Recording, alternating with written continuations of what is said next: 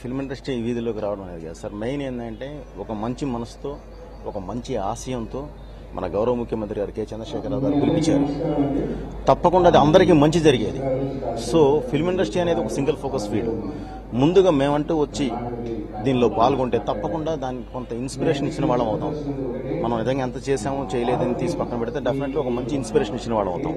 So ఆ ఉద్దేశంతోనే పరిశ్రమ మొత్తం ఈరోజు ముందుకు రావడం జరిగింది సార్. చాలా హ్యాపీ అండి. ఎందుకంటే ప్రభుత్వంలో అటు ముఖ్యమంత్రితో పాటు గవర్నర్ కూడా అన్ని డివిజన్స్ పంచుకోవడం జరిగింది. సెలబ్రిటీస్ కూడా అట్లా పంచుకోబోతున్నారా సార్? అది మామూలుగా పంచుకోబోతున్నా ఏంటి అనేది అది తెలియదండి నాకు. దాని వరకు ఇది తెలియదు. కానీ ముందు నిన్న పిలిపించారు. పిలిపివ్వగానే స్పందించడం మన ధర్మం. ముందుగా ఇండస్ట్రీ వాళ్ళుగా ప్రజలు మమ్మల్ని చూస్తేనే మేము ఈ స్థాయిలో ఉన్నాం కాబట్టి తప్పకుండా మేము ముందుకు వచ్చి మేము కార్యక్రమం చేయడం జరుగుతుంది సార్.